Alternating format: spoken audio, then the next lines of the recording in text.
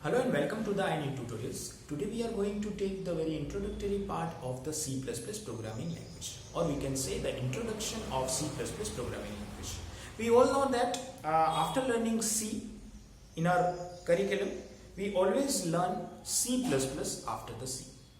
And sometimes we know that the difference between C and C++ is that C is the procedural oriented programming language and C++ is an object-oriented programming language.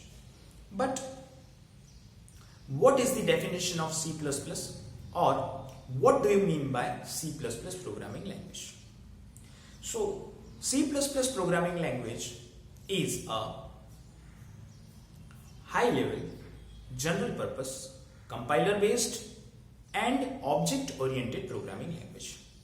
Again, I am repeating. C++ is nothing but a general purpose, high level, compiler based, object oriented programming language.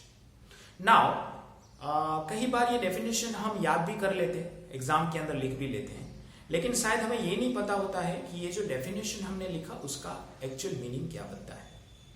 तो general purpose का मतलब क्या है? What do you mean by general purpose programming language? General purpose programming language is a kind of programming language which is used for general purpose. It means to solve, to program general purpose problems. We can use general purpose programming language. जैसे आपने सुना होगा कि कुछ languages केवल mobile application development में ही use होती है. कुछ एप्लीकेशंस या कुछ प्रोग्रामिंग्स केवल आपके सिस्टम के सॉफ्टवेयर्स बनाने के लिए, यानी सिस्टम सॉफ्टवेयर्स बनाने के लिए ही यूज होती है. तो ऐसी प्रोग्रामिंग लैंग्वेजेस को हम बोल सकते हैं कि जो स्पेसिफिक प्रोग्रामिंग लैंग्वेज है या स्पेसिफिक पर्पस प्रोग्रामिंग लैंग्वेज है, जो एक स्पेसिफिक पर्पस के लिए यूज किया जाता है.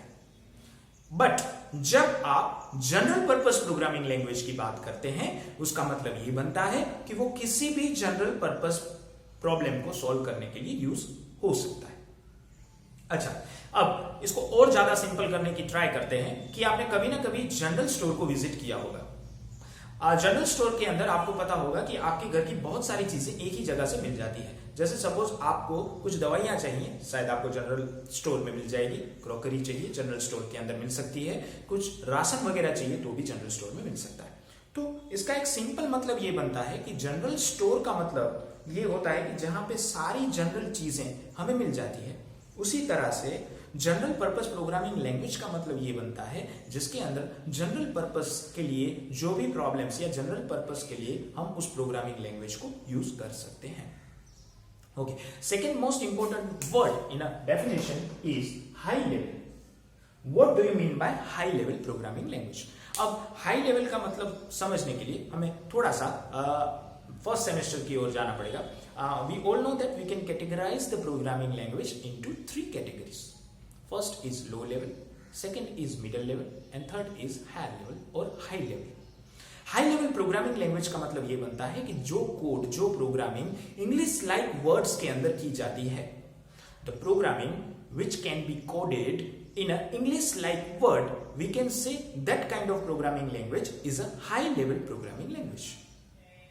अब हाई लेवल प्रोग्रामिंग लैंग्वेज क्यों C++ को बोला जाता है? क्योंकि अगर आप इसके अंदर प्रोग्रामिंग करेंगे तो आपको पता चलेगा कि सारे ही प्रोग्राम के जो कोडिंग्स या जो वर्ड्स हैं वो इंग्लिश लाइक वर्ड्स हैं या इंग्लिश लैंग्वेज के वर्ड्स हैं.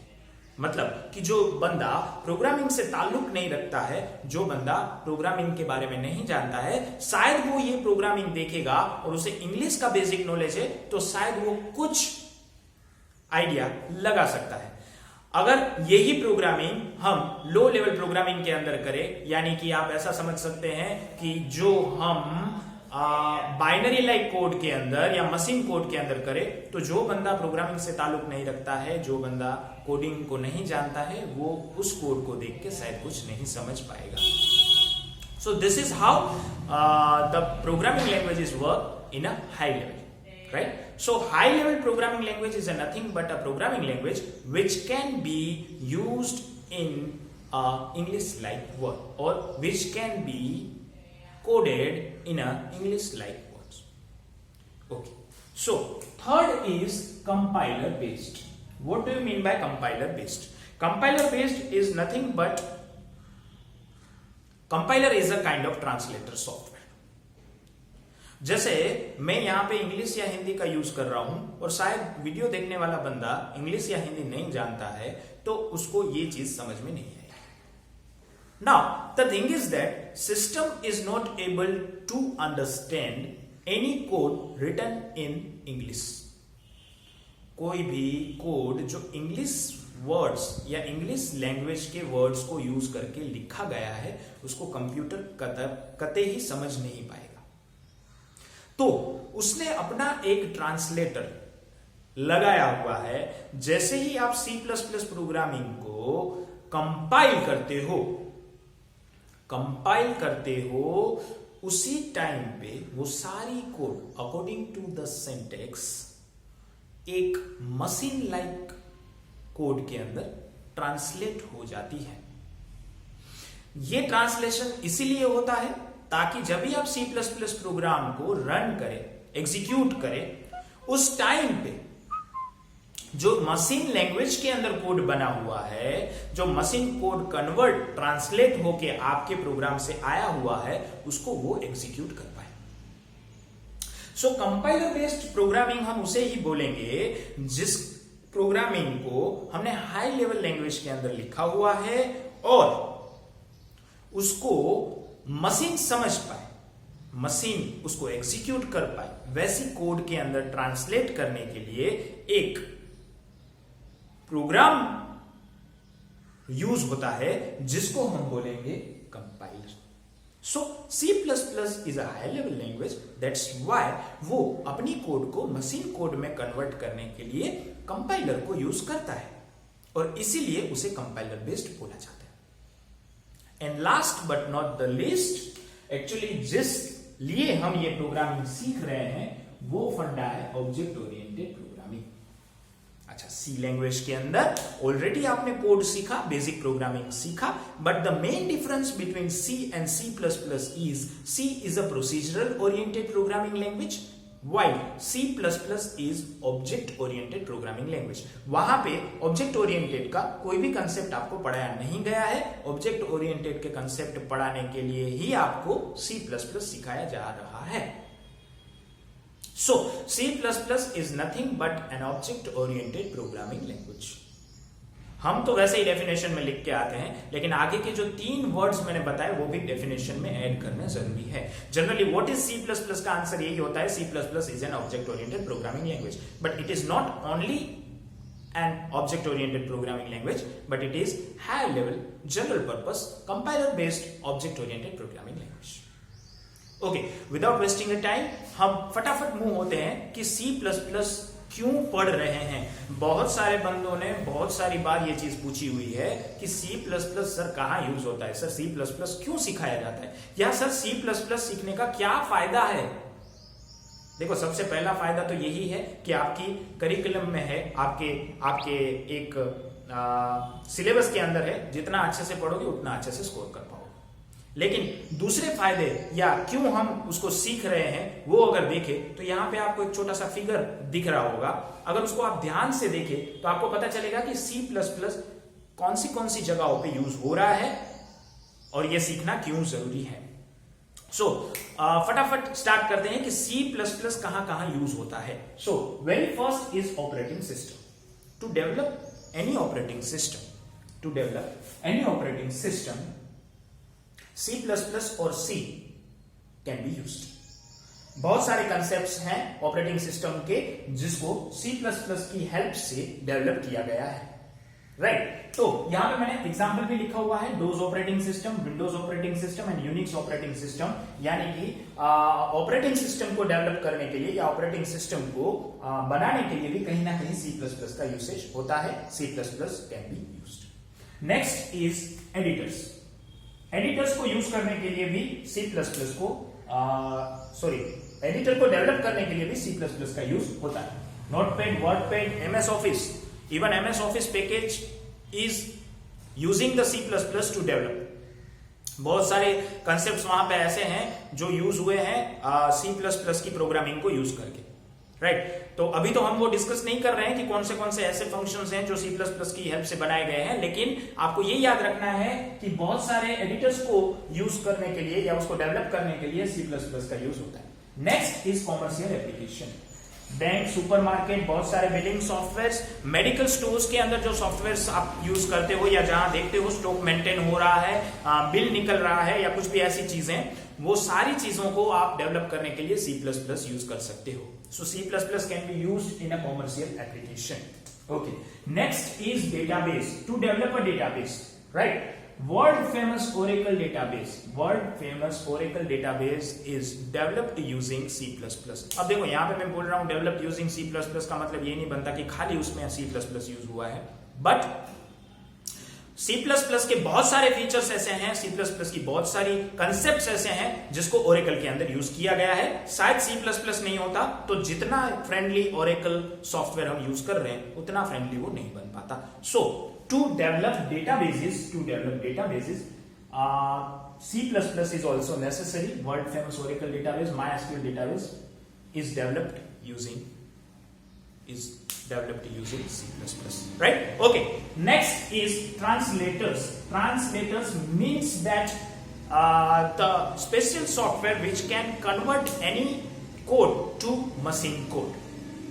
Translators ऐसे सॉफ्टवेयर हैं, ऐसे प्रोग्राम्स हैं जो किसी भी इंग्लिश लाइक वर्ड्स में लिखी गई प्रोग्रामिंग को मशीन कोड के अंदर ट्रांसलेट करते हैं। सो यहां पे ट्रांसलेटर्स को डेवलप करने के लिए, for example compiler and interpreter, C++ can be used, right? Okay, so first was operating system, second was editors, third was commercial applications, fourth was databases and fifth was translators. Next is device drivers.